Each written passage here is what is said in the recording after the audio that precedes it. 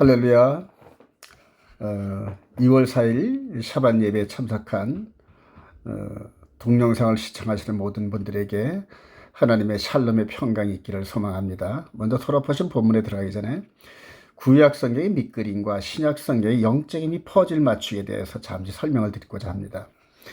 우리가 어린아이들을 이렇게 교육을 시킬 때 아직 언어적 개념을 잘 이해하지 못할 때 사고를 늘리기 위해서 이렇게 밑에 있는 밑그림 위에 퍼즐들을 이렇게 맞추는, 그래서 이 동일한 요 두 개가 동일한 패턴으로 이렇게 맞추게 하면서 나중에 완성됐을 때 어떤 큰 의미의 그림이 나오는 이런 훈련들을 하게 되는 걸 봅니다. 하나님께서도 저와 여러분들을 이런 식으로 훈련을 시키신 것 같습니다. 구약 성경이라는 보이는 사건들, 이런 보이는 사건들을 이렇게 성경에 문자로 기록하시고, 그 다음에 예수 그리스도 안에서 영적인 의미를, 보이지 않는 영적인 의미를 주시면서 이 두 의미를, 보이는 사건과 이 영적인 의미를 이렇게 퍼즐식으로 맞추게 하시면서 큰 그림으로 구원에 이르는 영적 비밀을 깨닫게 하시려는 그런 의도가 있습니다.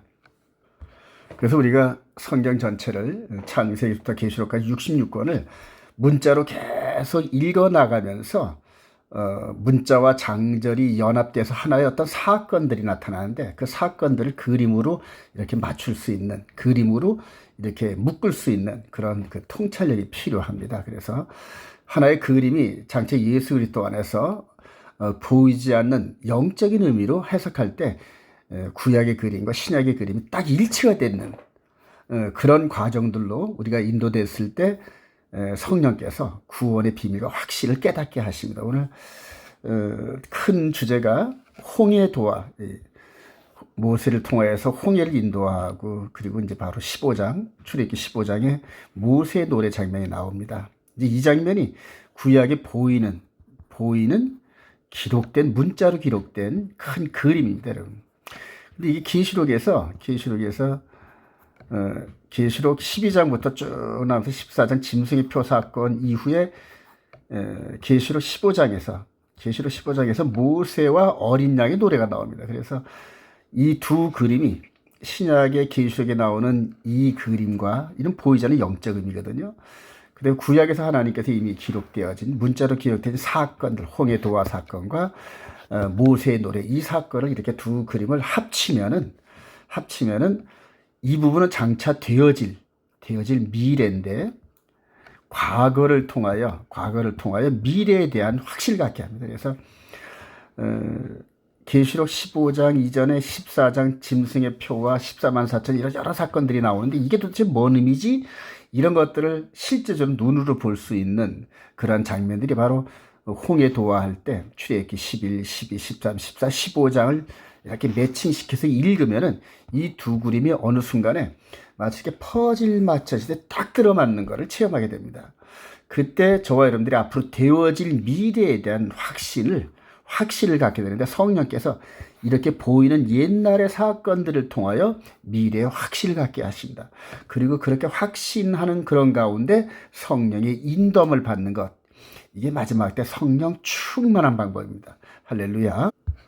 그래서 이제 이런 부분들을 저와 여러분들만 깨닫는 게 아니라 구약의 선지자들 깨닫는데, 이사야 46장 9절에 너희는 옛적 일을 기억하라. 나는 하나님이라. 나 외에 다른 이가 없느니라. 나는 하나님이라.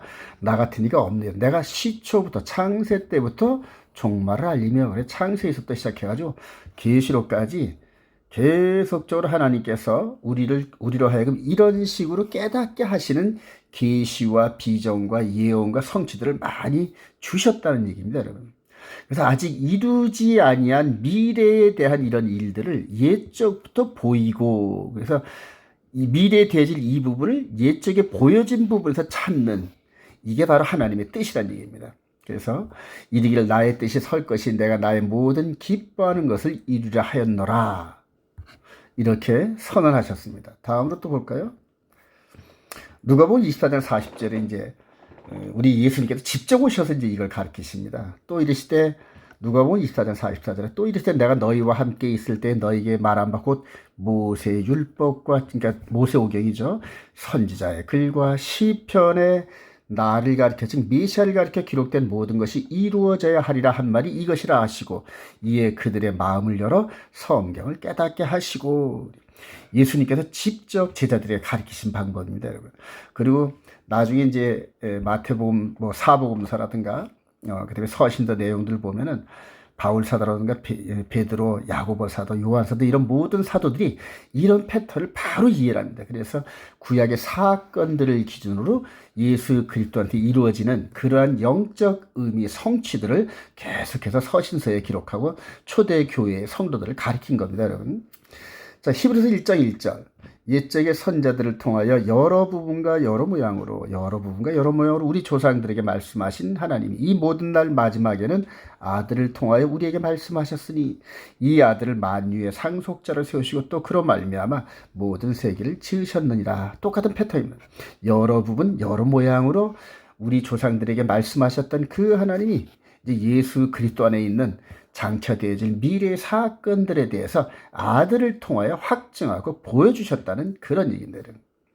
자, 고린도서 10장 10절에 바울 사도가 깨달은 거죠. 그들 가운데 어떤 사람들이 원망하다가 멸망시키는 자에게 멸망하였나니 너희는 그들과 같이 원망하지 말라. 그들에게 일어난 이런 일은 여기서 이제 출애굽을 하면서 광야 40년에 모세를 통하여 이끌림 받던 그 백성들을 얘기한 겁니다, 여러분.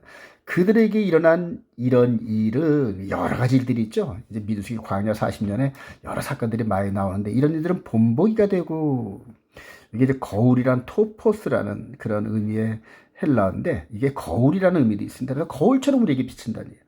또한 말세를 만난 우리를 깨우치기 위하여 기록되었느니라 그래요. 예수 그리스도 이전에 있는 이런 모든 사건들은 말세지 예수 그리스도 안에서 마지막 세대 성령이 이끌어 가시는 그 세대를 만난 우리를 깨우치기 위한 밑그림이다. 이렇게 말씀하시는 겁니다. 다음으로 오늘 토라 포션 5783 16번째 베샬라흐인데 보낸 후에라는 그런 의미입니다. 출애굽기 13장 17절 바로가 백성을 보낸 후에 이게 바로 이제 베샬라흐인데 보낸 후에 브레셋 사람의 땅의 길은 가까울지라도 하나님이 그들을 그 길로 인도하지 아니하셨으니 이는 하나님이 말씀하시기를 이 백성이 전쟁을 하게 되면 마음을 돌이켜 애굽으로 돌아갈까 하셨습니다. 하나님이 홍해의 광야길로 돌려 백성을 인도하시매 이스라엘 자손이 애굽 땅에서 대를 지어 나올 때에 보낸 후에 바로가 이스라엘 백성들을 보내고 난 다음에 어떤 생각이 제일 먼저 들었을까요, 여러분? 바로 아깝다 그래요. 아깝다. 뭐가 아깝다? 이스라엘 백성들을 노예처럼 이제 최저임금 안 주고도 마음대로 부려먹을 수 있는 그러한 노동력 재산이었는데 10가지 재앙을 얻어맞은 그때에 내보냈다는 얘기입니다. 그런데 보내고 난 후에 아깝다는 생각이 들어서 다시 군대를 보내서 되찾아오려고 이렇게 쫓아가는 그런 장면입니다, 여러분. 그런 장면인데 바로 이 장면 애굽의 전체 부대가 쫓아가고 홍해가 갈라진 여기를 이스라엘 백성들이 막 허겁지겁 건너가는 이제 이런 과정에서 맞아 종말 때 되어지는 엄청난 영적인 그런 인사이트들이 참 많이 있습니다, 여러분. 자, 그런 부분에서 우리 예수님께서 이제 이거를 가르치십니다. 누가복음 21장 20절에 너희가 예루살렘의 군대들에게 에워싸인 것을 보거든 그 멸망이 가까운 줄 알라. 그때 유대인 자는 산으로 도망갈 것이며 성내에 있는 자들은 나갈 것이며 촌에 있는 자들은 그리로 들어가지 말지어다. 이 날들은 기록된 모든 것을 이루는 징벌의 날이라. 그러면서 많은 논란이 있는 대목이죠. 어떤 분들은 AD 70년 우리 주님께서 승천하시고 나서 한 40년 후쯤에 AD 66년부터 70년 사이에 유대 전쟁이 일어났는데 로마 제국과 한 4년 정도 싸움이 일어나서 여기서 이제 완전히 예루살렘 성전이 아주 초토화되죠. 함락되고. 그래서 많은 분들이 예수님께서 이렇게 지금 누가복음 21장에 예루살렘의 군대들이 에워싸는 걸 보거든 이 부분이 바로 이 로마의 티토스 장군에 의한 그러한 그 역사적인 사건으로 이루어서 이미 실현이 되었다. 이렇게들 말씀하십니다. 자, 그런데 거기서 끝날까요? 저는 아니라고 봅니다. 한번 보실까요? 자, 우리 계시록 19장 19절에 또 이 얘기가 패턴돼서 나옵니다. 요 로마의 티토 장군 이 부분은 2000년 전에 일어났던 사건이고요.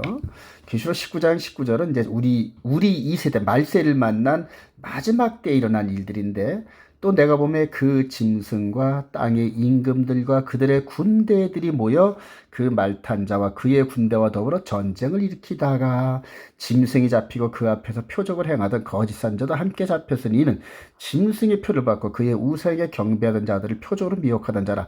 이 둘이 산채로 유황불 붙는 못에 던져지고 그 나머지는 말탄 자의 입으로부터 나오는 검의 죽음의 모든 새가 그들의 살로 배불리더라. 또 한 번 이 예수님께서 이 경고하신 이 부분이 AD 70년에 이루어졌다고 하면은 이후에 또 이런 일들이 벌어지는데 특별히 무천년의 관점에 있는 분들이 마지막 때 예루살렘을 통하여서 여러 가지 이런 계시록 사건들이 일어나는 이런 부분들을 그대로 환상이다, 그 다음에 비전이다 하면서 영적 의미로 처리를 한다. 그런데 우리 주님께서 경고하신 AD 70년의 이 사건도 일기가 있지만은 사실은 이 사건들을 통하여 더 멀리 우리 주님이 재림 직전에 이루어지는 용과 짐승과 거짓 선자들이, 즉 적그리스도 무리들이 마지막 지구촌 백성들을 미혹하면서 멸망당하는 그때 일어나는 일들을 이렇게 묘사한 겁니다. 그래서 이제 그거를 이제 계시록 20장의 곡과 마곡의 전쟁이 실질적으로 이스라엘 땅을 통해서 일어나는 이런 사건들입니다. 여러분, 계시록 20장 후반절에 보면은 마귀가 천년 묶임을 당하여 풀려나고 나서 잠시 활동을 하는데, 그때 북쪽에 있는 군대들을 이끌고 와서 예루살렘을 공격하고 하는 이런 장면들이 나옵니다. 그래서 마지막 때 휴거 직전에 이루어지는 이런 부분들, 이제 마지막 우리 주님이 공중 강림해서 우리를 공주로 이끌어 가시는 그 타임라인에 예루살렘을 중심으로 해서 또 큰 전쟁이 벌어진다는 얘기입니다. 그래서 오늘 애굽의 전차 부대 이 사건을 통하여 홍해가 갈라지고 홍해를 건너갔던 이 사건들이 예루살렘 성전의 함락 사건을 통과하면서 마지막 때 저와 여러분들이 겪을 이 휴거 직전에 예루살렘을 중심으로 전 세계가 아주 소용돌이 치면서 전쟁으로 몰려 들어가는 이런 흐름들을 이제 미리 예고한 사건입니다, 여러분. 그래서 계시록 20장 7절에 천년이 참에 사탄이 그 옥에서 놓여 나와서 땅의 사방 백성 즉 곡과 마곡을 미혹하고 모아 싸움을 붙이리. 그 수가 바다의 모래 같으리라. 그들이 지면에 널리 펴져 성도들의 짐과 사랑하는 성을 두르매 하늘에서 불이 내려와 그들을 태워버리고 또 그들을 미혹하는 마귀가 불과 유황못에 던져지니 거기는 그 짐승과 거짓 선자도 있어 세세토록 밤낮 괴로움을 당하리라. 그러면서 이렇게 역사적으로 보여줬던 홍해의 출애굽 사건 직전에 이 애굽의 전차 부대가 핍박을 했던 부분과 예루살렘의 로마군이 함락됐던 이 두 그림이 합쳐져 가지고 마지막 때 전 세계가 예루살렘과 이스라엘 백성들, 특별히 하나님의 계명과 예수를 믿는 진정한 백성들을 잡기 위해서 이렇게 군대들을 동원하는 이 그림들을 예고한 겁니다. 그래서 이런 일들이 이제 저와 여러분들의 마지막 시험거리고 마지막 환란이다, 그렇게 생각을 합니다. 자, 광야 시대의 불과 구름 기둥, 교회 시대의 성령, 이렇게 또 말씀을 드리는데, 광야를 인도했던 구름 기둥과 불 기둥이 갖던 어떤 그런 그 역할과 어떤 의미로 우리한테 다가오는지 한번 보도록 합니다. 우리 출애굽기 13장 20절에 그들이 숲곳을 떠나서 광야 끝 에담의 장막을 치니 여호와께서 그들 앞에서 가시며 낮에는 구름 기둥과 기둥으로 그들의 길을 인도하시고 낮에는 구름 기둥 밤에는 불 기둥이 백성 앞에서 떠나지 아니하리라. 성막 완성 후에 불 기둥이 이제 이렇게 성막 지성소 요 위에 이렇게 나타나는 걸 보게 됩니다. 자, 그런데 이게 어떤 의미냐? 예수 그리스도 안에서 이게 다들 재해석이 됩니다, 여러분. 자, 마태복음 12장 31절에 예수님께서 기적을 행한 후에 이 바리새인들과 서기관들과 논쟁이 벌어지는 가운데 이 말씀을 하셨거든요. 그러므로 내가 너희에게 이르노니 사람에 대한 모든 죄와 모독은 사하심을 얻되 성령을 모독하는 것은 사심을 얻지 못하였고, 또 누구든지 말로 인자를 거역하면 사심을 얻되 말로 성령을 거역하면 이 세상과 오는 세상에서 사심을 얻지 못하리라. 즉 구원에 이르지 못한다는 얘기거든요. 자, 이거는 알기 쉽게 모세를 통하여 구름 기둥과 불 기둥으로 인도하시면서 광야 40년을 인도하셨는데, 이 구름 기둥과 불 기둥을 외면하고 이탈을 하면은, 즉 이스라엘의 이 진영에서 이탈을 하면 광야에서 뜨거운 모래 사막에서 죽거나 굶주려 죽거나 했다는 얘기거든요. 그래서 이 그늘에서 벗어나지 말라는 얘기거든요. 근데 이 의미가 예수 그리스도 안에서 우리에게 다시 인용되는 부분을 우리 예수님께서 이제 설명을 하시는 겁니다, 여러분. 그러시면서 좀 더 자세하게 성령의 역할에 대해서 말씀을 하시죠. 요한복음 16장 7절에 내가 너에게 실상을 말하노니 내가 떠나가는 것이 너에게 유익이라. 내가 떠나가지 아니하면 보혜사가 너에게로 오시지 아니할 것이요 가면 내가 그를 너에게로 보내리니 그가 와서 죄에 대하여, 성령께서 오셔서 죄에 대하여, 의에 대하여, 심판에 대하여 세상을 책망하시다. 성령께서 죄에 대하려면 그들이 나를 믿지 아니하며, 의에 대하려 하면 내가 아버지께로 가니 너희가 다시 나를 보지 못하며, 심판에 대하려면 이 세상 이미 심판을 받았습니다. 내가 아직도 너에게 이를 것이 많으나 지금은 너희가 감당하지 못하라. 그러나 진리의 성령이 오시면 그가 너희를 모든 진리 가운데로 인도하시리니. 가이드하신다니, 인도하신다. 여기서도 불과 구름 기둥이 인도했지 않습니까? 가나안 여정을 가는 그 사막길을 3일길을 앞서가시면서 진을 칠 곳, 걸어갈 곳, 안전한 곳, 그 다음에 적과 싸울 때 이런 모든 것들을 전부 구름 기둥과 불 기둥이 인도하셨던 것처럼, 이제는 우리 영의 몸, 여기는 육의 몸을 인도하신 거고 이제는 영의 몸을 인도하시는데 우리 영의 몸을 진리 가운데로 인도하신다, 이렇게 말씀하십니다. 그러면서 죄에 대하여, 의에 대하여, 심판에 대한 이 부분은 육의 몸이 아닌 영의 몸에 대해서 이런 정의를, 의미를 우리에게 가르치면서 올바른 길로, 사단의 미혹에 빠지지 않고 사단의 올무에 걸리지 않는 그런 의의 길로 우리를 인도하신다, 그런 의미입니다. 그래서 성령을 모독하거나 성령을 거역하면은 구원에 이르지 못한다, 이렇게 말씀하시는 겁니다. 그래서 성령의 인도함이 얼마나 중요한지를 우리에게 깨닫게 하시는. 자, 다음으로 우리 주님께서 십자가에서 죽으시고 삶을 부활하시고 40일 있다 올라가신다 한다면 오순절날 정확하게 성전산에 있던 마가의 다락방에서 120문도가 함께 기도하겠을 때 각 사람 한 사람에게 마치 불의 혀 같은 모습이 이렇게 나타나죠. 그리고 이 성령의 불이 이 안으로 들어갑니다. 각 사람 이 속사람으로 들어갑니다. 들어가서 뭐 했을까? 이렇게 구름 기둥과 불기둥의 상징인 성령님이 불러오셔서 이 불이 마음에 들어가서 마음판에다가 요 언약궤, 즉 십계명을 보관한 언약궤 안에 있는 그 내용을, 즉 하나님의 나라의 법, 이스라엘 백성들과 언약을 맺었던 언약의 내용들을 이렇게 마음판에 기록한 겁니다. 성령님이 기록하신 거예요. 그리고 성령님께서 이 말씀대로 이제 우리를 인도하십니다.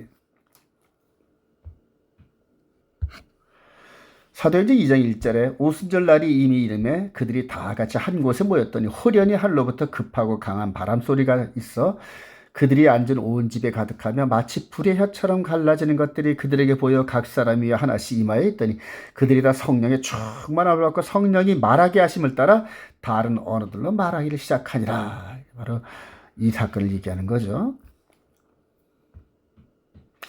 자, 빌립보서 1장 3절에 내가 너희를 생각할 때마다 나의 하나님께 감사하며 간구할 때마다 너희 무리를 위하여 기쁨으로 항상 간구함은 너희가 첫날부터 이제까지 복음을 위한 일에 참여하고 있기 때문이라. 이렇게 말을 하면서 너희 안에서, 그래요, 우리의 심령 안에서 우리 속사람과 함께 착한 일을 시작하신 이가 누구일까요? 우리 안에서, 우리 속에서 착한 일을 시작하신 분이 바로 성령님이거든요. 그리스도 예수의 날까지, 그리스도 예수의 날이 언제일까요? 우리 주님께서 우리를 데려오시려고 공중 강림하시고 우리를 끌어올라가면서 구원의 완성을 이루는 그날까지 이루실 줄을 우리가 확신하노라. 그런데 여기서 성령은 의롭게 된 우리를, 예수를 믿고 예수의 보혈의 피로 죄와 허물에서 벗어난 우리들을 거룩함으로, 거룩함, 구별된 백성들, 하나님의 DNA로 우리의 성품을 바꾸는 이런 과정에 거룩함으로 우리를 이루시는데, 바로 성령이 우리를 도와주시고 이렇게 인도하시면서, 이렇게 보이면서 이 보이는 모습으로 가나안까지 인도하셨던 이 성령의 상징인 구름기도 불기둥의 역할을 그대로 우리 마음에 들어온 이 말씀을 통하여 성령께서 우리를 거룩함으로, 즉 예수 그리스도의 거룩한 신부로 꼴지어지는 일들을 완성하신다, 그런 얘기입니다. 그래서 성령을 모독하거나 성령을 거역하면은 구원에 이르지 못한다, 이렇게 우리 예수님께서 선하신 거 이제 이해가 되시죠? 그래서 예수 믿고 그 다음에 의롭게 된 우리들이 필수적으로 순종해야 되는 게 마음에 새겨진, 그래서 야고보서 1장 21절에 너희 영혼을 구원할 바 마음에 심어진 말씀을 온유함으로 받으라 그래요. 기록되어진 이 심령에 기록되어진 말씀을 순종하면서 행함으로, 즉 속사람이 순종함으로 그 증거를 우리에게 보여라, 이렇게 말을 한 그 구절들이 있습니다. 그래서 이 성령 인도함 따라 순종하는 건 너무너무 중요한 그런 사건들이죠. 다음으로 모세의 홍해도와 예수의 휴거래요. 홍해도와 사건, 이게 무슨 그림이냐? 바로 휴거 사건을 미리 보여준 것이다, 이제 그렇게 얘기할 수 있죠. 우리 출애기 13장 19절, 모세가 요셉의 유고를 가졌으니 이는 요셉이 이스라엘 자손으로 단단히 맹세하여 이르기를 하나님이 반드시 너희를 찾아오시리니 너희는 내 유고를 여기서 가지고 나가라 하셨음이라 그래요. 아버지 야곱으로부터 모든 일들을 받고 그 다음에 애굽에서 그대로 총리 역할을 하나님의 인도함 따라 110세가 될 때까지 이렇게 큰 사역을 감당한 이 요셉이 마지막 유언을 하면서 반드시 가나안 땅으로 우리를 데려가시는 그런 약속, 아브라함 할아버지와 함께 약속하신 그 약속을 반드시 성취하시리니 그때는 너희들은 내 유언을 꼭 가지고 나가라 그래요. 이렇게 해서 이렇게 다짐을 했죠. 그래서 세겜에서, 요셉의 출발은 세겜에서 형들에 의해서 묶임을 당해서 노예로 팔렸던 이 과정에서 다시 세겜 땅에 장사되는 한 바퀴 삥 돌아오는 이 그림을 완성을 하는 단계가 하나의 구속사를 마무리하는 겁니다. 그래서 앞에서 우리가 공부했던 것처럼 장자권자는 반드시 이방 지역에서 아내를 구해가지고 다시 본토로 돌아오는 이 큰 그림을 요셉이 완성을 한 겁니다. 근데 출발할 땐 산 사람이었는데 도착할 땐 죽은 사람. 그러나 하나님 앞에서는 산 사람이나 죽은 사람이나 다 동일한 거예요. 즉 하나님 앞에는 모든 사람들이 다 살아있는 것으로 이렇게 여겨진다 그러죠. 자, 이후에 출애굽기 14장 13절에서 모세가 백성에게 이르되 너희는 두려워하지 말고 가만히 서서 여호와께서 오늘 우리를 위하여 행하시는 구원을 보라 그래요.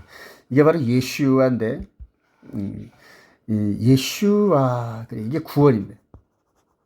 근데 아직까지 이때는 예수님은 나타나지 않으시지만 하나님께서, 야훼 하나님께서 너희들은 가만히 서서 구원을 보라, 이게 그들의 히브리어로는 예슈아 그래요.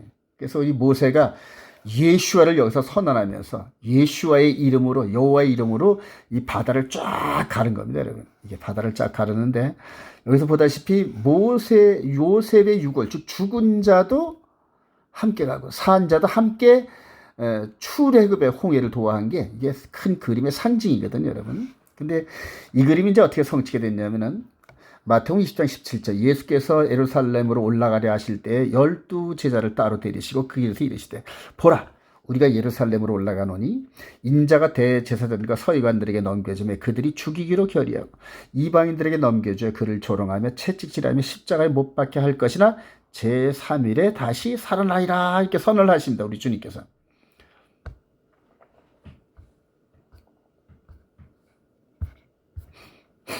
자, 그리고 이제 우리 주님이 전 3년 반 동안의 사역의 핵심은 바로 이렇게 십자가에 죽으신 겁니다. 십자가에 죽으시고 장사되고 부활하신. 그래서 이게 유월절, 무교절, 초실절 이 사역을 완료하신 겁니다. 자, 그래서 왜 이렇게 중요하냐면은 이전에 모세를 통하여 이스라엘 백성들을 이끌어낸 이런 장면은 육신의 예법입니다. 육신을 이끌어온 육신의 예법. 그래. 근데 그 육신이 이렇게 죽고 난 다음에 죽은 이후에 다시 부활하는 이 인간의 본연의 모습을 우리 주님께서 미리 보여주신 겁니다. 여기서. 그래야 사람이 이 육신의 삶만이 아니라 육신이 죽고 난 후에 영의 몸으로 다시 해서 영생의 몸을 던질 때 이제 그때를 이렇게 우리들에게 보여주신 건데, 자, 이 사실을 나중에 이제 바울 사도가 깨닫습니다. 데살로니가서 4장 16절에 주께서 호령과 천사장의 소리와 하나님의 나팔 소리로 친히 하늘로부터 강림하시니 그리스도 안에서 죽은 자들이 먼저 일어나고, 죽은 자들이 먼저 일어난대. 여기서 모세와 이스라엘 백성들이 출애굽하기 전에 요셉의 유고를 먼저 추스렸습니다, 여러분. 마찬가지로 그 순서대로 죽은 자를 먼저 일어나게 하고, 그 후에 우리 살아남은 자들도 그들과 함께 구름 속으로 끌어올려. 그래.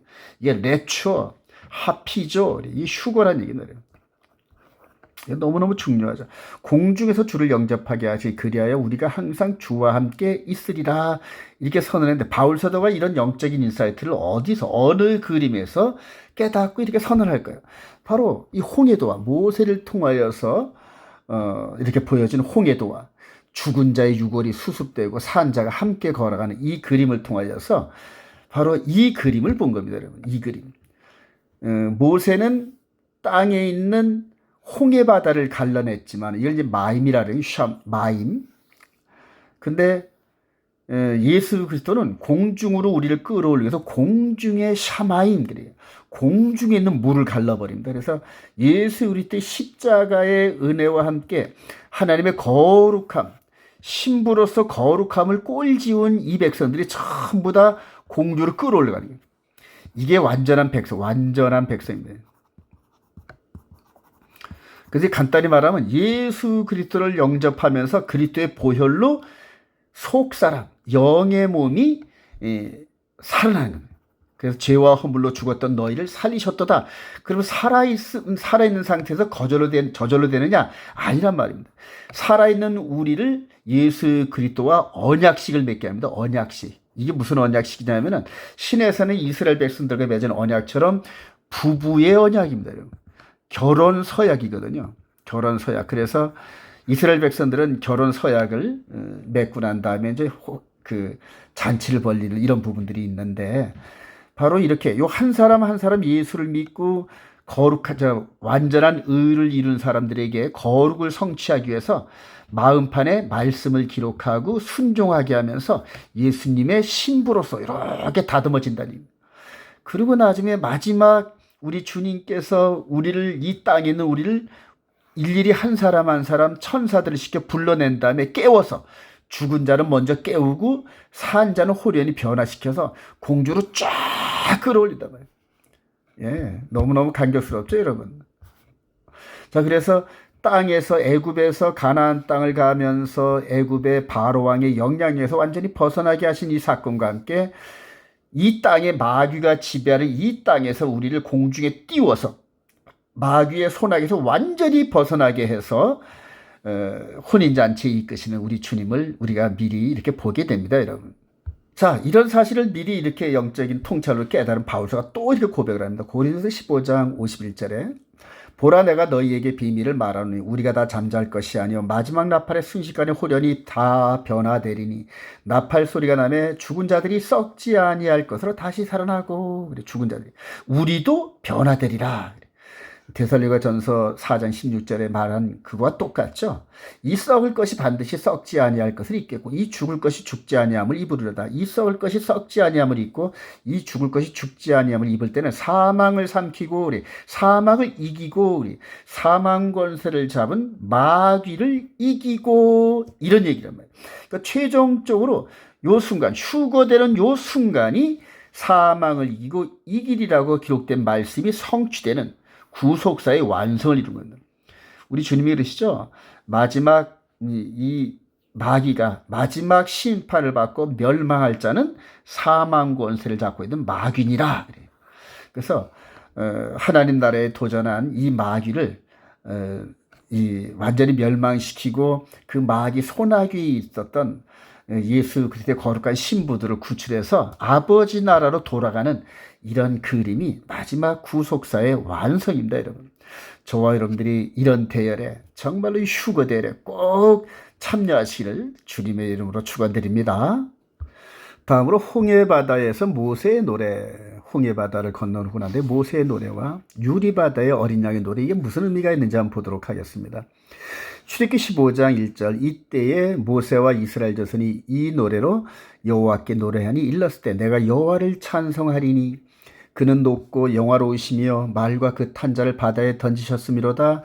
여호와는 나의 힘이요, 그래. 여호와는 나의 힘이요 노래이시며 나의 구원이시로다. 그는 나의 하나님이시니 내가 그를 찬송할 것이요 내 아버지의 하나님이시니 내가 그를 높이리로다. 여호와는 용사시니 여호와는 그의 이름이시로다. 그가 바로의 병거와 그의 군대를 바다에 던지시니 최고의 지휘관들이 홍해에 잠겼고 깊은 물이 그들을 덮으니 그들이 돌처럼 깊은 속에 가라앉았도다. 그러면서 바로 지금 홍해를 건너가고 그 다음에 이 홍해바다 저편에 도착한 이스라엘 백성들이 이렇게 미리암의 인도함을 따라 소고를 치고 북을 치면서 여호와께서 이렇게 하신, 지금 요 뒤에를 그려 보면 애굽의 전차와 군사들이 막 바닷물에 휩쓸리고 죽어가는 모습을 봅니다. 이걸 뒤로 하면서 이렇게 하신 하나님을 찬양하는 히브리 특유의 시편들이 막 나옵니다. 그리고 시편의 대부분이 바로 이 홍해도화에서 여호와 하나님께서 행하신 그 일들을 영적으로 인사이트를 받아 영감을 받아서 그냥 막 입에서 뿜어져 나오는 찬양, 이제 그런 찬양을 한 것입니다. 자, 그런데 이제 그런 노래를 모세, 육신의 예법에 의한 모세의 인도를 받은 이들이 이렇게 찬양을 했던 것처럼 계시록 15장에는 또 똑같은 의미의 찬양이 나옵니다. 한번 볼까요? 계시록 15장 1절, 출애굽기 15장 1절, 계시록 15장 1절이죠. 또 하늘에 크고 이상한 다른 이적을 보며 일곱 천사가 일곱 대접 재앙을 가졌으니 곧 마지막 재앙이라. 하나님의 진노가 이것으로 마치려다. 또 내가 보니 불이 섞인 유리바다 같은 것이 있고, 그래요. 불이 섞인 유리바다 위에서, 여기는 땅이거든요. 여기는 하늘. 그런데 요 사이가 마치 유리바다 같다는 거예요. 유리바다.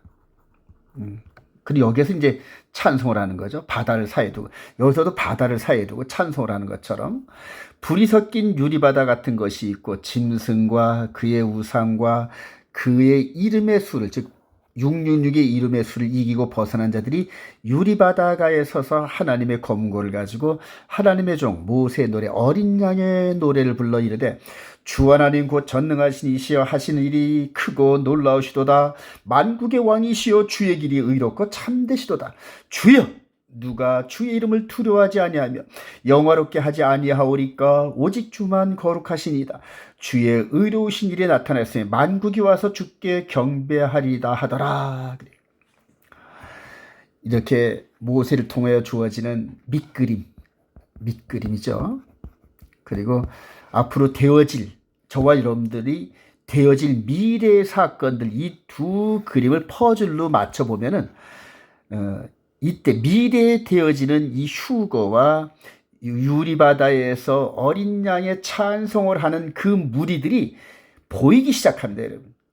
그래서 이렇게 홍해바다를 건넜던 백성들이 어떤 정체성을 이루어서 홍해바다를 건넜는지, 또 휴거를 통하여서 이 땅에서 하늘로 올라갔던 이 백성들이 어떤 정체성을 가졌는지, 이런 것들을 유추해 볼 수 있는데, 여기서 홍해를 건넌 이 백성들은 오직 유월절 어린 양의 피와 살을 먹고 건넌 겁니다, 여러분. 살. 그래서 예수의 피로는 우리 죄와 허물을 완전히 씻어 주신 거고, 살은 예수님의 말씀으로서 이 거룩함을 이룬 겁니다. 그래서 의와 거룩함으로 해서 이걸 바울 사도가 이렇게 말하죠. 마음으로 믿어 의에 이르고 말씀을 순종함으로 입으로 시인하여 구원에 이른다. 이렇게 교리를 우리들에게 전해준 겁니다, 여러분.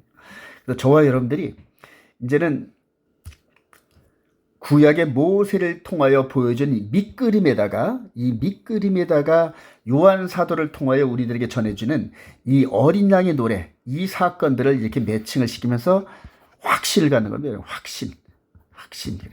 확실히 가는데 이제 요 계시록 14장 12절에 보면은 요 휴거가 되기 직전에 애굽의 전차 부대를 몰고 왔던 바로 역할을 이제 적그리스도가 하거든요. 그러면서 짐승의 표 사건을 막 일으키면서 이 세상에 있는 하나님의 백성들을 이 휴거되지 못하게끔 타락하게 만들고 거룩에서 이탈하게 만들려고 짐승의 표를 이렇게 강요하는데, 이 짐승의 표 사건을 이겨내는 성도들의 인내가 여기 있나니 저희들은 하나님의 계명과 예수를 믿는 믿음의 증거를 가진 자들, 이렇게 선언합니다. 여러분, 어마어마하게 중요합니다. 그래서 짐승의 표를 이길 수 있는 정체성의 이 성도들은 하나님의 계명과 예수 믿는 증거를 가진 자들. 그래서 지금 마지막 때 하나님의 거룩한 계명의 말씀을 회복해야 되는데, 특별히 첫째 계명부터 10번째 계명까지 하나라도 바뀌어지면 안 되는데, 아쉽게도 현재 우리 일요일 섬기는 개신교에서는 네 번째, 일곱째 날의 안식일이 예수님 부활하시고 난 다음에 첫째 날로 바뀌었다는 마귀의 미혹에 넘어가가지고 안타깝게도 다른 계명을 따르고 있는 것으로 나타납니다. 아주 이게 너무너무 안타까운 일들이죠. 그래서 마지막 때 하나님의 계명을 회복하고 예수 믿는 증거를 가진 귀한 성도들이 되어서 이 휴거잔치에 꼭 참여하고, 그리고 유리바다 가운데서 어린 양의 노래를 정말로 눈물과 감사와 찬송으로서 14만 4천의 찬송을 하는데, 이들은 그들 외에는 이거를 부를 자가 없다, 이렇게 표현을 하잖아요. 왜냐하면 그 감동과 그 표현과 이게 모세를 통하여 홍해바다 건넌 이 감동은 차원이 다릅니다. 그래서 이 엄청난 감동의 역사의 현장에 저와 여러분들이 있으시를 주님의 이름으로 축원드립니다. 다음으로 이제 광야 교회에서 우리에게 큰 교훈을 하나 주는데요. 광야 교회 불평불만이 엄청나게 많아요. 출애굽기 16장 1절에 이스라엘 자손의 온 회중이 엘림에서 떠나 엘림과 시내산 사이에 있는 신광야에 이르니 애굽에서 나온 후 둘째 달 15일이라 그래요. 그러니까 애굽에서 나올 때는 1월 14일 날 유월절, 그 다음에 1월 15일 날 출발했다 그러거든요. 그런데 둘째 달이니까 2월 15일이라는 얘기입니다. 그래서 약 기간이 한 30일 정도 지났다, 이제 이렇게 얘기합니다. 그러니까 비상식량 갖고 나온 게 다 떨어졌다, 이런 상황을 말하는 거죠. 그때쯤 되니까 이스라엘 자손 온 회중이 광야에서 모세와 아론을 원망하여 이스라엘 자손이 그들에게 이르되 우리가 애굽 땅에서 고기가마 곁에 앉아있던 때와 떡을 배불리 먹던 때에 여호와의 손에 죽었더라면 좋았을 것을, 너희가 이 광야로 우리를 인도해내어 이 온 회중이 줄여 죽게 하는도다 하고 불평불명. 광야에 먹을 것도 없고 마실 것도 없고 도대체 이런 데서 살아남을 수 있을까, 이런 걱정 근심에 이 모세에게 덤벼드는 겁니다. 대항을 하는 겁니다. 그래서 좀 그림을 크게 보면은 모세와 아론이 둘이 이렇게 했는데 이스라엘 지도자들이 때로 몰려와 가지고 막 공격을 하는 겁니다. 공격을 하는 겁니다. 아주 뭐 대단합니다, 이 사람들. 근데 오늘날 모세가 바울 사도가 이런 과정을 보면서 오늘날 교회에서도 이런 일이 마치 거울처럼 본보기처럼 우리들에게 있는데, 너희들은 원망하지 말아라. 이들이 다 이렇게 원망, 시기, 질투해가지고 광야에서 멸망을 당하였다, 막 이렇게 표현을 하죠. 자, 이제 예수 그리스도 안에서 이런 사건들이 우리의 교회 공동체에 어떤 식으로 영향을 미치냐면 볼까요? 예수님께서 이제 이 광야를 인도하시던 야훼 여호와 예수와 하나님이 말씀이 돼서 이 땅에 오셨는데, 광야 교회에 있었던 것처럼 이제는 교회를 세우시려는데 마태복음 10장 15절에 이르시되 너희는 나를 누구라 하느냐, 시몬 베드로가 대답하이르되 주는 그리스도시요 살아계신 하나님의 아들이시니다. 예수께서 대답하여 이르시되 바요나 시몬아 내가 복이 있도다. 이를 내게 알게 한 이는 혈육이 아니요 하늘에 계신 내 아버지시니라. 또 내가 네게 이르노니 너는 베드로라. 내가 이 반석 위에 내 교회를 세우리니 음부의 권세가 이기지 못하리라. 여기서 이 반석이라면 이 믿음의 반석 위에 이렇게 표현하는 게 더 좋겠죠. 그래서 이 믿음이 뭐냐? 예수가 그리스도시고 살아계신 하나님의 아들이라는 이 고백. 그래서 오직 이 예수로 말미암지 않고는 아버지께로 갈 자가 없는 거예요. 그래서 이런 교훈을 가리키기 위해서 광야 교회를 세우셨던 것처럼 이제는 교회를 세우신다, 이런 의미입니다. 그래서 이 교회에서 성령의 인도함 따라 이런 영적 비밀을 가르쳐 주시고 믿음의 확신을 갖게 해서 영혼의 몸에 구원을 이루게 하시는 하나님의 계획이다, 이런 얘기예요.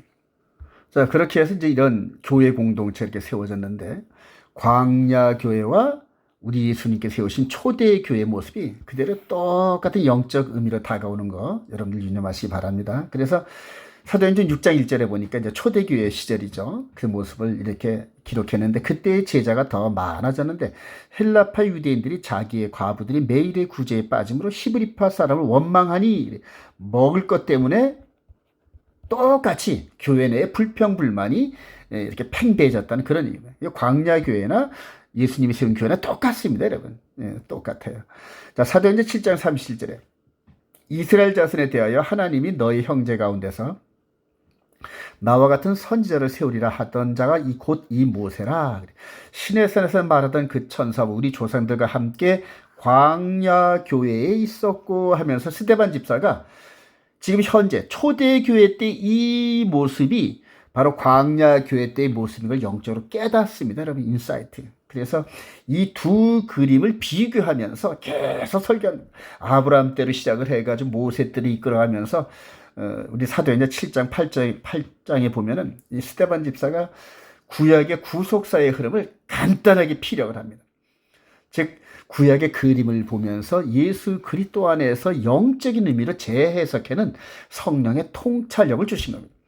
저와 여러분들도 오늘날 이런 영적 통찰력 속에 앞으로 되어지는 이 계시록 사건을 확신하고 선포하는 성들이 되기를 소망합니다. 스데반 집사를 이렇게 돌로 쳐 죽이는 그런 과정에서 검사 역할을 했던 바울 사도가 나중에 이걸 깨닫습니다, 이 비밀을. 그래서 교회의 비밀을 이렇게 선언하죠. 에베소서 5장 22절에 아내들이여 자기 남편에게 복종하기를 주께 하듯 하라. 이는 남편이 아내의 머리됨이 그리스도께서 교회의 머리됨과 같음이니. 이 교회의 머리라니, 머리, 브레인, 인도자란 얘기죠. 그가 바로 몸의 구주시니라. 그러므로 교회가 그리스도에게 하듯 아내들도 범사에 자기 남편에게 복종할지나. 그래서 이 교회 구성원 이전에 한 가정의 아내와 남편 요 두 사이가 바로 교회와 그리스도의 어떤 모습을 간직하고 있는 거다, 바울서는 이렇게 선언합니다. 다음으로 남편들아 아내 사랑하기를 그리스도께서 교회를 사랑하시고 그 교회를 위하여 자신을 주신 같이 하라. 그래요. 이 교회를 세우시기 위해서 우리 주님께서 십자가에 죽으신 겁니다. 이 교회를 세우시기 위해서. 여기서는 6월절 어린 양이 죽었죠. 여기서는 양의 실체 대신 예수님이 죽으시면서 완전 영의 몸의 공동체. 그래서 이 겉사람의 이 모임이 아닌, 이 겉사람의 모임이라면 이건 뭐 라이온스 클럽이라나 친목회나 똑같겠죠. 그러나 이 겉사람이 아닌 속사람의 공동체인데, 여러분. 영의 몸의 공동체. 그래서 그 교회를 사랑하셔서 십자가에 자신의 몸을 내어주신 거죠. 그래서 이는 26절에 곧 물로 씻어 말씀으로 깨끗하게 하사 거룩하게 하시고 자기 앞에 영광스러운 교회로 세우사. 그래요. 이 영광스러운 교회가 먹는 것 때문에 불평불만하고 그러면 되겠습니까, 여러분? 근데 그 영광스러운 교회를 세우사 티나 주름 잡힌 것이나 이런 것들이 없이 거룩하고 흠이 없게 하려 하심이라. 이렇게 선언을 합니다, 바울 사도가. 우리 데살로니가 전서 마지막 부분을 보면 우리 주님 공중 강림하실 때 교회 여러분들은 우리 주님 앞에 티나 주름 잡히나 없이 아주 거룩하고 깨끗해지라. 즉 영적인 신부를 표현하는 거죠. 이와 같이 자기 앞에 영광스러운 교회로 다듬으셔서 거룩하고 흠이 없게 만드신 다음에 어떤 식으로 우리를 인도하실까요? 바로 이와 같이 즉 공중에서 우리를 기다리고 계신단 말이에요. 땅에 있는 우리들이 이렇게 불평불만하고 인상 찌끄리고 싸우던 이런 모자란 아직 덜 익은 성도들이 성령의 인도함 따라 그리스도의 날까지 이 안에서 착한 일을 시작하신 이의 인도함 따라, 즉 구름 기둥과 불 기둥을 따라 인도함을 받았던 것처럼 성령의 가르침과 인도함 따라 거룩해지면서 완전히 성숙된, 그래서 이거를 그리스도의 장성한 분량이라 그러죠. 그렇게 해서 장성한 분량이 이런 신부들을 이렇게 흠이나 티나 주름 잡힌 것이 없는 아름다운 신부로 만들어서 공중에서 지금 우리 기다리고 계십니다. 이게 바로 휴거입니다, 여러분. 휴거.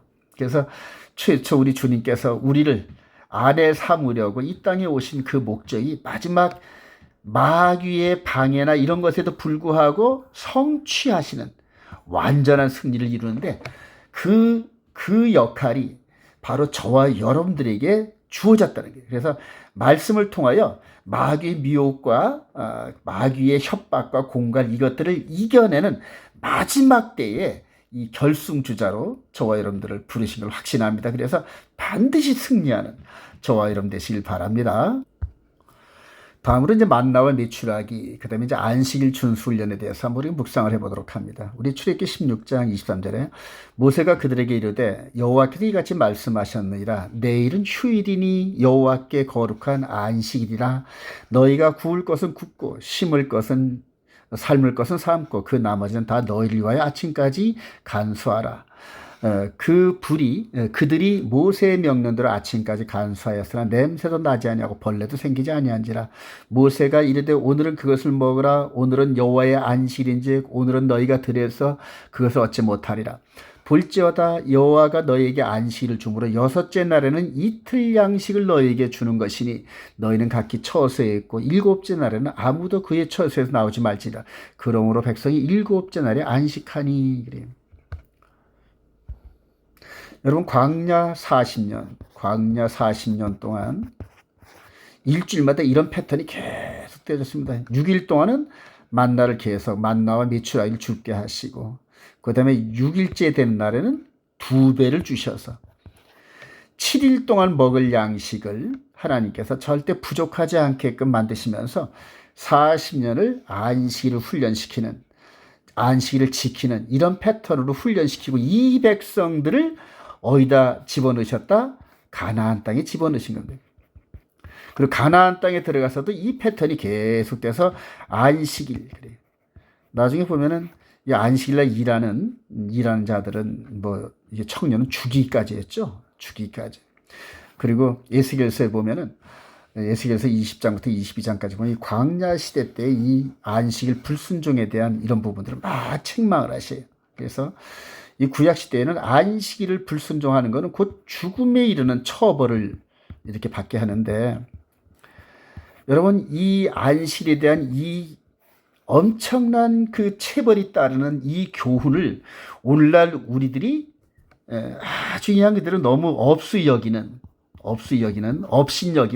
이런 패턴에 젖어 있어요. 그래서 하나님이 여호와의 안식일 이 부분이 아주 땅에 떨어지다시피 이 안식일의 권위가 그리고 안식일의 권위에 대해서 설명을 하면은 전부 다 율법주의니 안식일 지킴으로 구원에 이르니 막 이런 식으로 폄하하고 그렇게 저항하는 그런 분들이 많습니다. 그런데 이 모세 시대 때 안식일 순종을 불순종해서 죽은 사람처럼 마지막 때 심판받는 날에 안식일에 대한 존경심 없이 그렇게 살았던 신앙의 여정을 걸었던 그 사람들이 결코 하나님 앞에서 책망을 피할 수 없을 거라 저는 본다. 그래서 그 신앙의 불법 그래.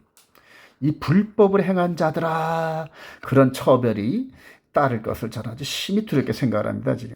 자, 이 안식일을 훈련시키셨던 여호와 하나님이 예수와 하나님이 육신으로 이 땅에 오셨어요. 그리고 밀밭 사이로 걸어가면서 바리새인들이 크레임을 이렇게 제기할 때 여기서 안식일에 대한 교훈이 나옵니다, 여러분.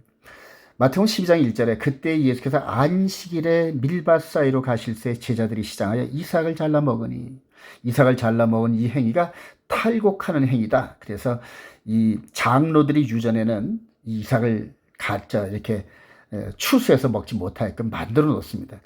바리새인들이 보고 예수께 말하되 보시오 당신의 제자들이 안식일에 하지 못할 일을 하나이다. 예수께서 이르시되 다윗이 자기와 그 함께한 자들이 시장할 때에 한 일을 읽지 못하였느냐. 그가 하나님의 전에 들어가서 제사장 외에는 자기나 그 함께한 자들이 먹어서는 안 되는 진설병을 먹지 아니하였느냐. 또 안식일에 제사장들이 성전 안에서 안식을 범하여도 죄가 없음을 너희가 율법에서 읽지 못하느냐? 내가 너희에게 이르노니 성전보다 더 큰 이가 여기 있느니라. 나는 자비를 원하고 제사를 원하지 아니하라 하신 뜻을 너희가 알았더라면 무죄한 자를 정죄하지 아니하였으리라. 인자는 안식일의 주인이라 하시라. 이렇게 얘기해요. 예. 이게 무슨 뜻이냐? 요즘에 보면 이제 우리 안식일 이 부분 갖고 토론을 하면은 대다수 목사님들이 예수님께서도 안식일을 안 지키셨다. 이렇게 제언을 하시더라고요. 그런데 예수님께서 안식일 안 지키신 게 아닙니다, 여러분. 예수님께서는 이 백성들을 이끌이는 목자이십니다. 목자 그래. 6일 동안은 이 양들이 부지런히 나와서 먹고 마시고 살찌우고 이러는 과정에서 사고도 일어나고 뭐 여러 가지 형태가 있겠죠. 그래서 일주일에 한 번씩은 그 양떼들을 모아가지고 불러들여서 어디 아픈 데 없나? 어디 또 잘못된 데는 없나? 이런 식으로 해서 보살피는 임무가 목자한테 있는 거 아닙니까? 그래서 이 목자 되시는 이분이 우리 양떼들을 보호하시고 치료하시는 거는 당연히 성자 하나님이신 예수아가 하시는 일입니다. 대신 양인 저와 여러분들은 안식일날 세상 일을 멈추고 예수 그리스도를 만나서 영육간의 치료를 받을 필요가 있는 거예요. 그래서 이 안식일은 우리를 위해서 지어진 게 뭐냐면 우리를 6일 동안 일하고 난 다음에 피곤한 몸도 쉬게 하고 하늘의 양식과 말씀으로 채워가지고 이 세상을 살아가면서 마귀가 지배하는 그 모든 거짓과 미혹을 이겨내기 위해서 하루의 쉼은 꼭 필요한데 그날을 안식일로 7째 날로 정했다는 얘기입니다. 하나님께서 이렇게 정하셨다는 얘기입니다. 근데 이렇게 7째 날로 정하신 그것을 우리 사람이 첫째 날로 바꿨다는 겁니다, 여러분. 이게 말이 됩니까? 그래서 에덴 동산에서 마귀가 하나님의 말씀 죽는다, 죽지 않는다로 살짝 바꿨던 것처럼 이제 마지막 때 영적인 그러한 언약 관계에 있는 저와 여러분들이 언약을 잘못 지키게 하기 위해서 말씀을 살짝 바꾸는데 그게 다니엘서 7장 25절에 나옵니다, 여러분. 그래서 작은 뿔이 때와 법을 바꾼다 이렇게 경고한 거예요. 근데 그 경고대로 지금 기독교 2000년 동안에 AD 325년에 콘스탄틴 대제가 이스라엘의 안식일과 유월절과 이런 모든 것들의 날짜를 살짝 바꿔가지고 전부 일요일 패턴으로 맞춰놓은 건데 로마 카톨릭 1000년의 시대를 지나서 개신교가 이렇게 독립하고 개혁한 지 500년이 되는데 안식일과 절개 날짜는 이런 부분들을 아직 고치지 못하고 있어요. 그래서 이런 부분들을 마지막 때 저와 여러분들이 회복해야 될 줄로 믿습니다. 그리고 이 안식일날 이제 예수님께서 이렇게 안식일의 의미를 깨닫게 하시고 난 다음에 사도시대는 어떻게 했나 한번 볼까요?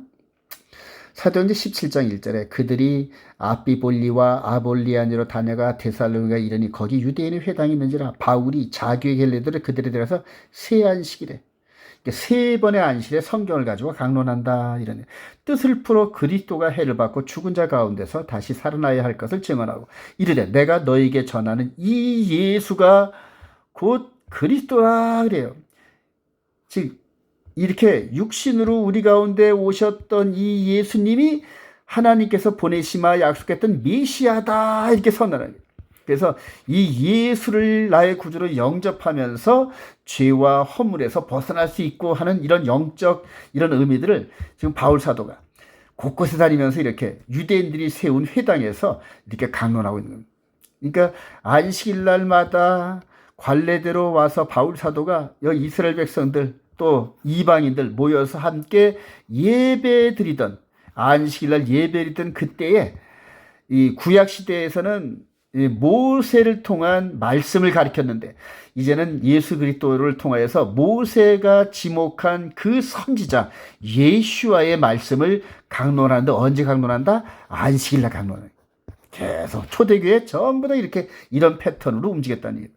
근데 그때로부터 2000년이 지난 현재 저와 여러분들의 시대를 바라보니까 어느새 7째 날의 안식일이 첫째 날로 바뀌었다. 그래서 첫째 날 예배드립니다.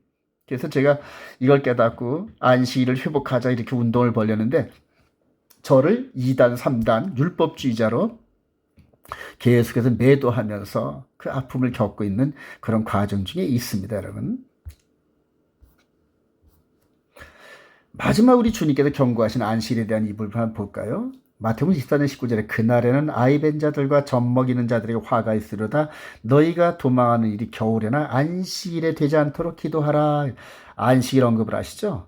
이는 그때에 큰 환란이 있겠습니다. 창세부터 지금까지 이런 환란이 없었고 후에도 없으리라. 즉 예수 그리스도 이후에 신약 시대에서도 안식일에 대한 교훈을 그대로 우리들에게 전해주십니다. 그래서 그날에 너희가 도망하는 그날이 겨울이나 안식일에 되지 않도록 기도하라는 얘기예요. 왜냐하면 안식일 날은 예배를 드리면서 하나님께 영광 돌리는 그날인데 그 영광과 복된 날을 피하여 도망갈 수 있게끔 해달라고 기도하라는 거예요. 이 의미는 마지막 우리 주님이 재림하시는 종말 시대까지도 우리 주님이 말씀하신 이 모세를 통하여 주어진 안식일의 교훈이 계속 적용이 된다는 얘기예요.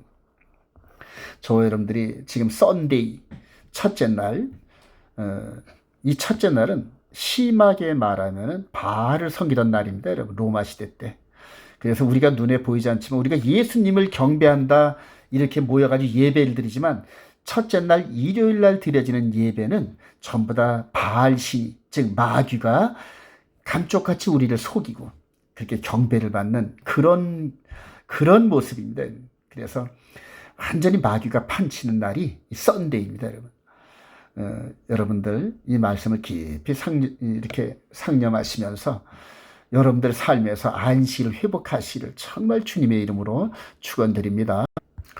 다음으로 또 한 교훈이 나오는데 이제 반석 교훈이 나옵니다. 출애굽기 17장 1절에 이스라엘 자손은 온 회중이 여호와의 명령대로 신광야에서 떠나 그 노정대로 향하여 르비딤의 장막을 쳤으나 백성이 마실 물이 없는지라. 백성이 모세와 다투 이르되 우리에게 물을 주어 마시게 하라. 모세가 그들에게 이르되 너희가 어찌하여 나와 다투느냐. 너희가 어찌하여 여호와를 시험하느냐. 거기서 백성이 목이 말라 물을 찾으며 그들이 모세에게 대하여 원망하여 이르되 당신이 여호와 어찌하여 우리를 애굽에서 인도해내서 우리와 우리 자녀와 우리 가축이 목말라 죽게 하느냐. 모세가 여호와께 부르짖으 이르되 내가 이 백성이 어떻게 하리까. 그들이 조금 있으면 내게 돌을 던지겠나이다. 이렇게 여호와께 부르짖습니다. 그러니까 하나님께서 여호와께서 모세에게 이르시되 백성 앞을 지나서 이스라엘 장로들을 데리고 나일강을 치던 네 지팡이를 손에 잡고 가라. 내가 호렙산에 있는 그 반석이 거기서 내 앞에 서리니 너는 그 반석을 치라. 그것에서 물이 나오리니 백성이 마시리라. 자, 이렇게 해서 이렇게 모세가 이렇게 반석을 치는 장면이 나옵니다. 이게 요즘에 보니까 사우디 거기에 이런 그 시내산이 있고 뭐 광야가 있다 해서 이런 사진을 보여준 적이 있습니다, 여러분.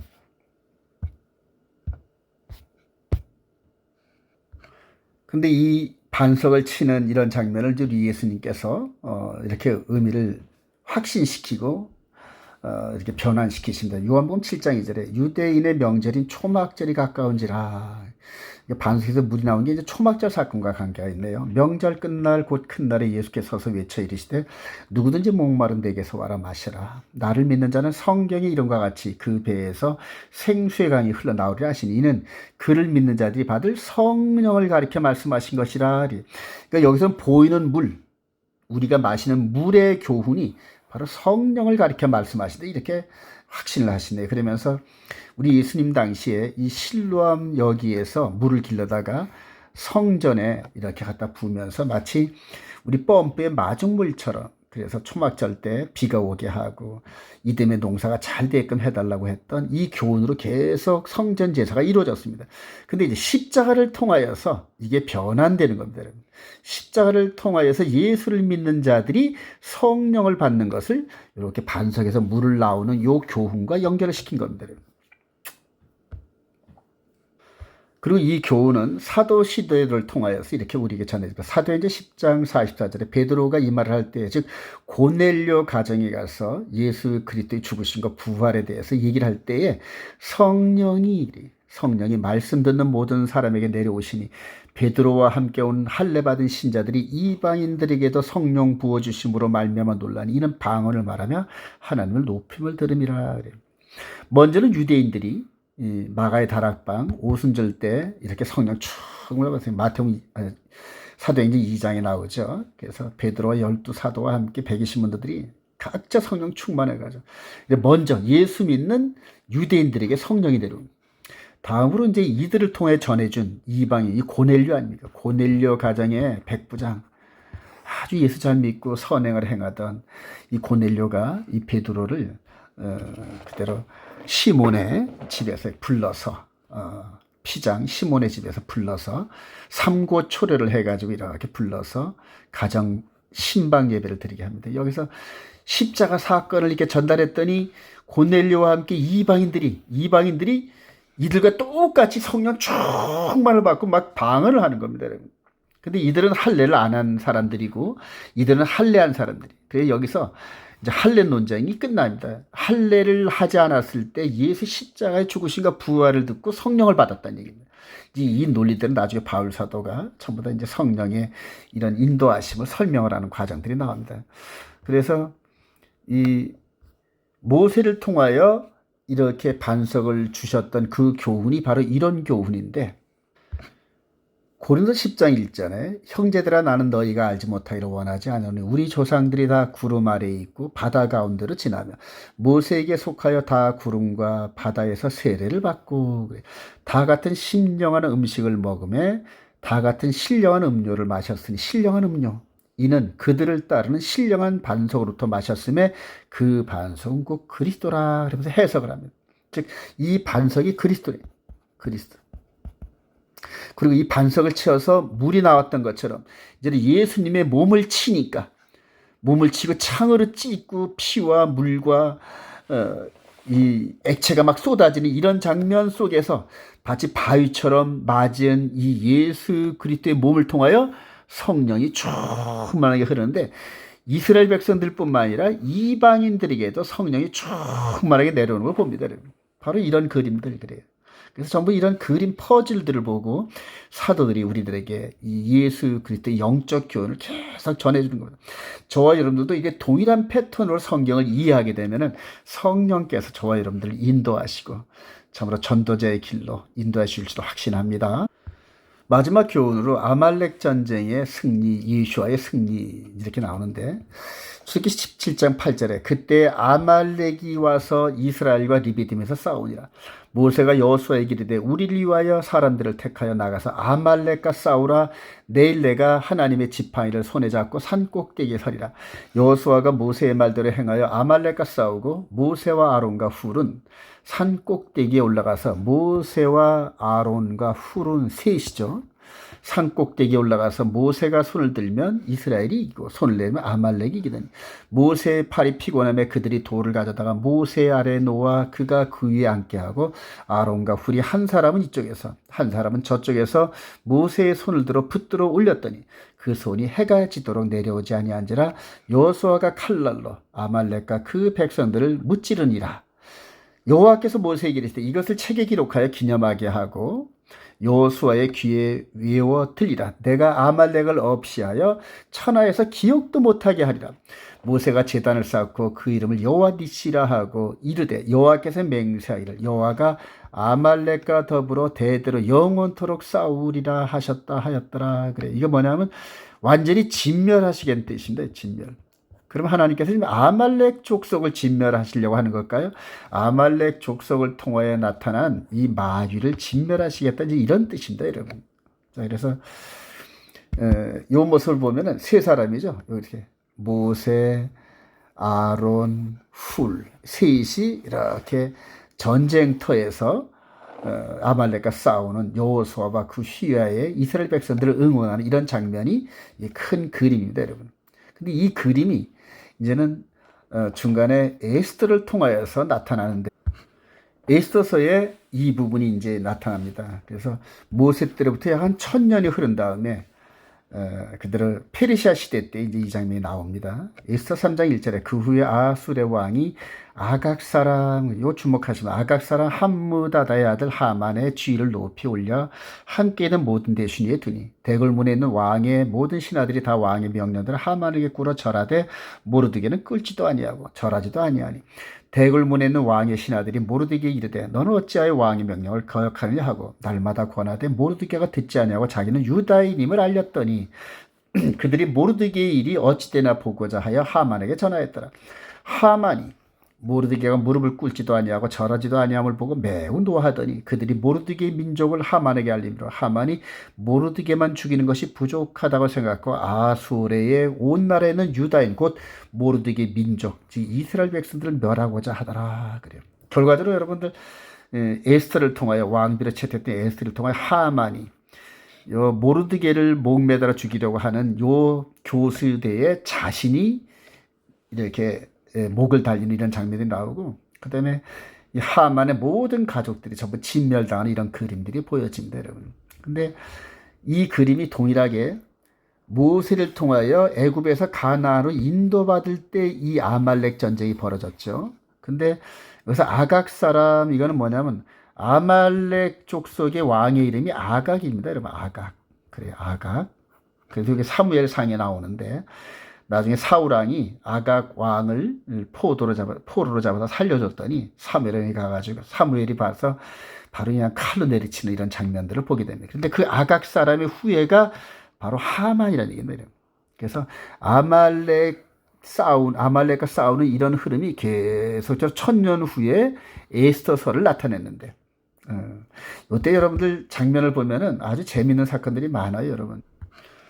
여러분들 에스더서를 여러 번 읽어보면은 그대로 먼저 하만이 내린 왕의 칙령이 있습니다. 유다인들을 모년 모월 모시에 전부 진멸해라 이렇게 하다를 합니다. 그래서 페르시아 왕이 직인이 찍힌 걸 변개가 안 되죠. 그래서 나중에 이제 모르드게가 다시 집권하고 난 다음에 하만이 내린 이 명령서 위에다가 다시 또 왕의 조서를 이렇게 페르시아 전국에 이렇게 보냅니다. 그래서 그때 당시에 두 법이 싸웁니다.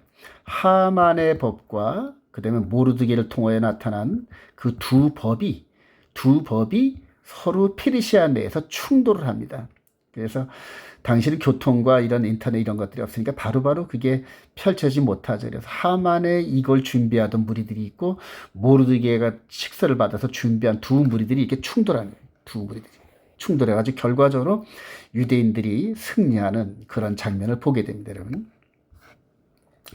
자, 근데 이 사건이 예수 그리스도 똑같이 또 일어납니다, 여러분. 똑같이 그 의미가 재현되는데 마태복음 28장 16절 11 제자가 갈릴리에 가서 예수께서 지시한 산에 이르러 예수를 배웠고 경배하나 아직도 의심하는 사람들이 있더라. 예수께서 나와 말씀하여 이르시되 하늘과 땅의 모든 권세를 내게 주셨으니 너희는 가서 모든 민족을 제자로 삼아 아버지와 아들과 성령의 이름으로 세례를 베풀고 내가 너희의 분반 모든 것을 가르쳐 시키게 하라. 볼지어다 내가 세상 끝날까지 너희와 항상 함께 있으리라 하시니라. 그래. 하늘과 땅의 모든 권세를 내게 주셨으니 이 말은 즉 이전에는 마귀가 이 권세를 잡고 있다는 겁니다. 그런데 십자가를 통하여서 부활하심으로 말미암아 마귀가 갖고 있던 모든 권세를 뺏어서 아버지 하나님께서 아들에게 주셨다 이 얘기입니다. 그래서 이 세상은 지금 마귀의 법, 권한의 법과 그다음에 예수 그리스도 회복의 법이 두 법이 공존하고 있습니다. 두 법이 서로 싸우는 겁니다. 근데 하나님께서는 이미 마귀에게 주어진 이 권세를 회수하신 겁니다. 그리고 이분에게 주신 거예요. 마치 하만과 유대인 모르드게가 싸웠던 페르시아의 이런 장면이 지금 계속되죠. 그래서 이 법이 예수 그리스도께서 권세를 회복한 이 법이 땅끝까지 증거되면서 마치 유대인들이 하만의 법과 싸워서 승리했던 것처럼 이제 예수 그리스도의 교훈을 가지고 마귀의 법을 이겨내는 그런 영적 전쟁들이 계속적으로 이루어집니다, 여러분. 그것이 바로 지금 이 시대에 되어지는 마지막 이방인 시대에 이루어지는 일들입니다. 저와 여러분들이 이걸 깨닫고 이렇게 모르드게와 유대인들이 이겼던 것처럼 예수 그리스도 안에서 마귀의 법을 이겨내는 성도들이 되기를 원합니다. 마지막 때 이 종말 시대 때는 정말로 마귀의 법이 온 세상을 지배할 것 같아요. 그러나 그 소수의 인원들을 통하여서 바로 마귀의 권세가 뒤집어지고 예수 그리스도께서 승리하실 줄로 확신합니다. 자, 결론에 이릅니다. 말씀 순종하며 이기는 자가 되어서 영광의 부활, 휴거에 참여하는 신부들이 됩시다. 이게 꼭 이루어져야 되는데 여러분들 이 세상에 어떤 것보다 더 가치 있는 것이 돼서 우리 육신의 몸의 죽음까지도 투자해서 이겨내야 하는 그런 귀한 메시지입니다. 여러분. 에스겔 37장 이 에스겔 골짜기의 이런 그 환상을 말씀하시는데 한번 읽어볼까요? 이에 내가 명령을 따라 대언하니 대언할 때 소리가 나고 움직이며 이 뼈 저 뼈가 들어맞아 뼈들이 서로 연결되더라. 내가 또 보니 그 뼈에 힘줄이 생기고 살이 오르며 그 위에 가죽이 덮이나 그 속에 생기는 없더라. 또 내게 이르시되 인자야 너는 생기를 향하여 대언하라. 생기에게 대언하여 이르기를 주 여호와께서 이같이 말씀하시라. 생기야 사방에서부터 와서 이 죽음을 당한 자에게 불어서 살아나게 하라 하셨다 하라. 내가 그 명령대로 대언하였더니 생기가 그들에게 들어가매 그들이 곧 살아나서 일어나 서는데 극히 큰 군대더라. 마하나임. 야곱이 귀환할 때 큰 군대더라. 마하나임. 출애굽을 할 때 출애굽 백성들을 군대라 표현하셨던 그 하나님이 이제는 죽어 있었던 죄와 허물로 죽어있던 저와 여러분들이 예수 그리스도의 생명의 메시지로 이렇게 부활하는 겁니다, 여러분. 그래서 에스겔서에 보여준 이 에스겔서의 골짜기의 이런 환상은 장차 예수 그리스도 안에서 이렇게 부활할 것을, 죽은 자는 부활하고 살아남은 자들은 변화되어서 이렇게 출애굽을 할 때 긴 행렬처럼 휴거대회를 이렇게 참여하는 이걸 보는 겁니다, 여러분. 그래서 아까도 우리가 전자를 읽었던 것처럼 바울 사도를 통하여 맨 마지막에 사망을 삼키고 이기리라고 기록된 말씀이 이루어지라.